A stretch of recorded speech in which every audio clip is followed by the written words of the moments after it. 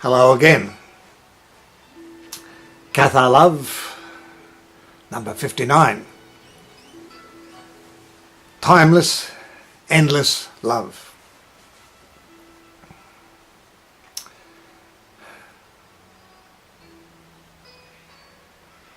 It's a difficult time for a lot of people. There's been a tragedy in over Ukraine. Nearly 300 people were in an exploding plane, were killed or dropped to their death. And this is a difficult time for a lot of people and so sudden and so unexpected.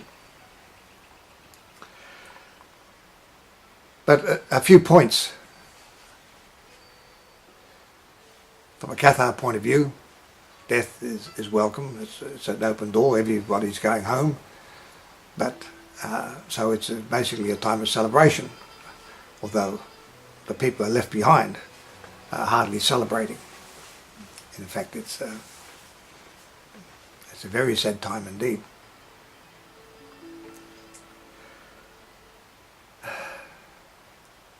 And yet, it's from a Cathar point of view, and looking at the overarching picture of life and death, and from our point of view, rebirth.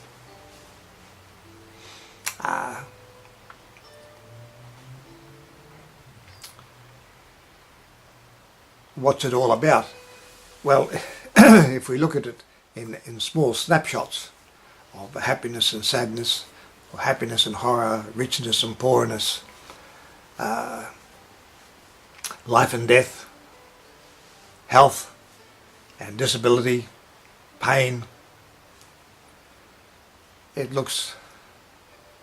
doesn't look like a very good system, pretty chaotic, and certainly doesn't look much like much of a loving system if you're on the poorer end of the scale, the lower end of the scale. And that's true.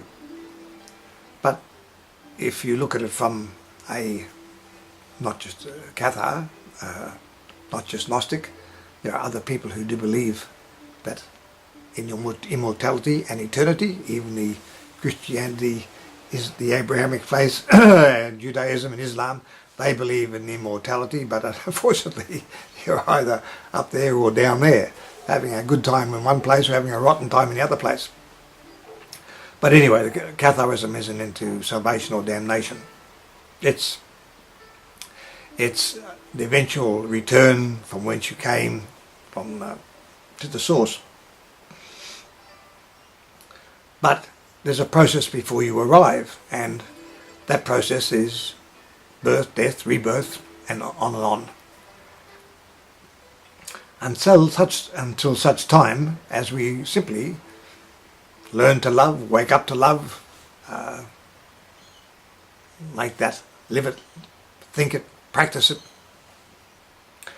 instead of so much of our life is to do with acquisition, material things, and the spirituality, mysticism, and that side of life. The certainly going in with that side of life is put to the side. Everyone wants to be a celebrity and whatever. And then there's nothing wrong with enjoying life. Life is there to be enjoyed. From a Cathar point of view, life is to be celebrated, but death also is to be celebrated, because that takes you back to your family. But this is about timeless, endless love. And there's a saying, one should study as if there's no tomorrow. One should study as if one will live forever, and one should live as if one was going to die tomorrow. But we can add something onto that. One should love, knowing that for true love, there's no ending. So, contrary to a lot of our religions, Hollywood, the media, we only have our one soulmate, our one true love, our one wife at marriage. And this is, we've got to concentrate all our energies, all our love on this one person. The kids come along and those kids. But in actual fact, and why not? And so we should. But having lived previously and having had loves previously, which may or may not include your present love, when there has been a really deep, true love, mystical love, soulmates combining, the meeting of hearts and minds and soul, when that has happened in previous lives, that doesn't diminish. That is there. It's eternal. It goes on life after life. I shouldn't say it's eternal. I would hope that it's eternal. But what happens is, in this life, you can meet somebody and you have friends, and yet there's that one friend that you just have this nearness, this closeness to, this understanding from the moment you met that person. You may have an aunt or an uncle that you're extremely close to. It may be your father or your mother that you're very close to, one more than the other. It could be a child.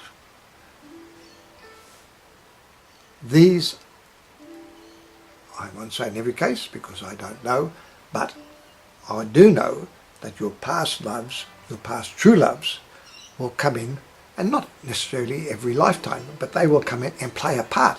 It might be only a fleeting part. It might be only for a few years, but they want to be a part of this life, and together with you once again, even if it's only for a short time, and even if it is not your main love in this life. Because with death, love supersedes death.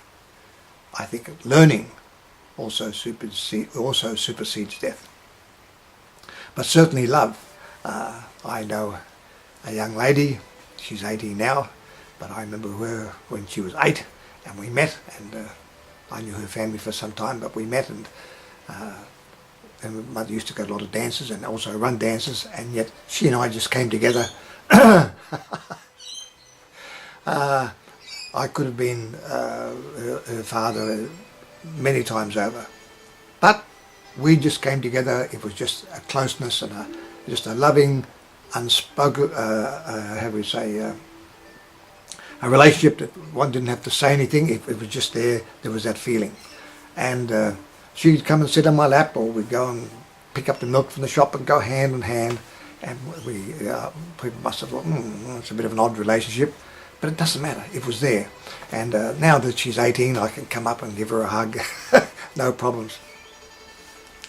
And there's people in my lifetime. I know had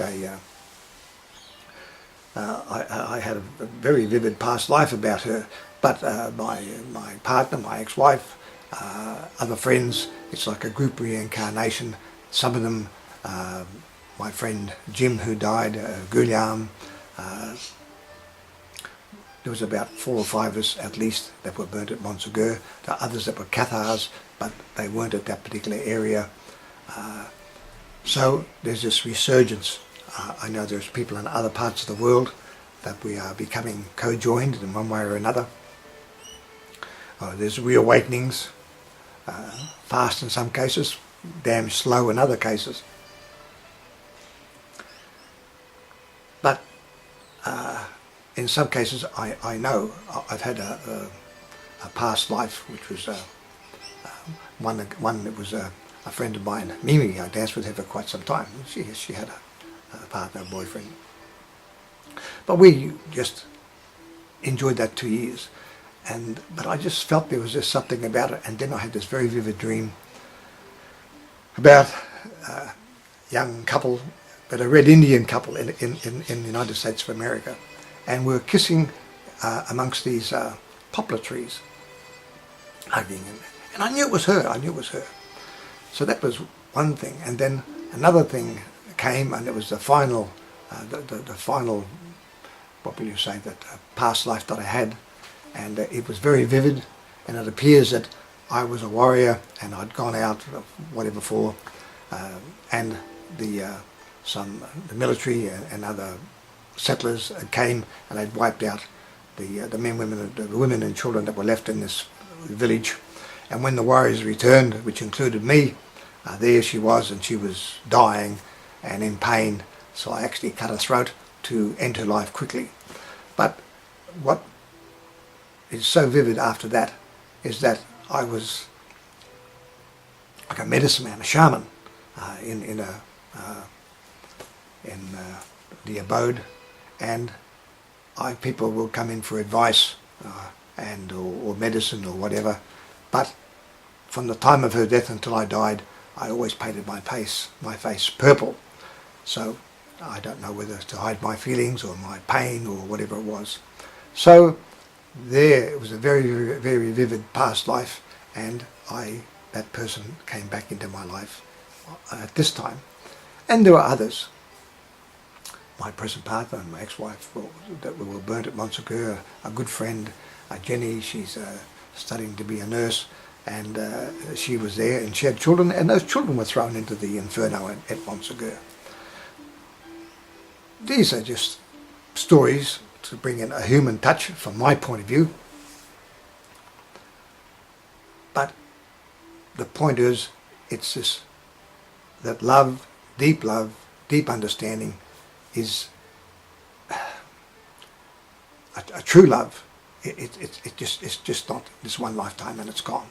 It supersedes lifetime. It travels, I would say. And the other thing is that in traveling, it also has a capacity to grow.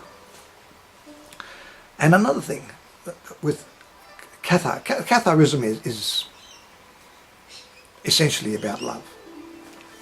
Unconditional love of the source, and we try and practice the same thing as best we can. But how will I put it? The love that religions talk about, and most religions have love and compassion in them, but it's a constrained love. I remember when I was a kid, I know there was another family, they were Protestants and we were brought up as Catholics, and they were having a wedding, and no, Catholics can't go to a Protestant wedding, and they didn't want them to go to Catholic weddings. So this is constraining. I mean, surely a marriage is a time of happiness, yet it's constrained. No, you can't do this, you can't do that. A woman, a girlfriend of mine once, and she was a Scientologist, and she said to me, well, you know, a great person. I learned a lot from her. But anyway, she gave me this book on Scientology. She said, look, I want you to read this, please, and just see where we're coming from. And I did. I read it through. And I said to her, look, I said, I've read the book, very interesting, but I said, it seems to be about me and empowering me and me. I said, the two words that I never saw in that entire book mentioned was love or compassion. And that was my comment on that particular book. Cathar love is there to grow, to enlarge, to go out, not be constrained. It's love is the one thing you can give and give and give, and you're not going to get diminished in any way, you'll get something back. And so it's a different type of. It's not a love that's meant to be constricted. Oh no, that's just for your family, or that's just for this person, or that's just that. No, it's there for you to love and grow, and that, and it also includes the environment, includes rocks and animals, and it's a love that's meant to be enlarged, to grow, not to be caught up and constrained. So if at that time that you meet somebody and you know there's a closeness, And it may be within your family, it may be outside the family, but there's this closeness, this naturalness, and there's a coming together. Who knows? That may have been one of your past lives. But I think if you accept it and you accept that friendship, you in yourself, you in your heart, or the two of you, I hope, would realize that there's a connection there, and that connection just didn't happen in this lifetime. This connection is an ancient, possibly an ancient connection, and may have gone back for many lifetimes. And this connection is here because this person still wanted to be a part of your life in this time, even if it's only for a brief time, but they've still been a part of it and are still there to enhance your lifetime this time. So again, Cathar love, and this is all love, and all true love, nothing to do with Cathars, is something that supersedes birth and death and rebirth, and it keeps going on. And I think that's one of the wonderful things about living and dying. On that, I'll say goodbye for now. Bye.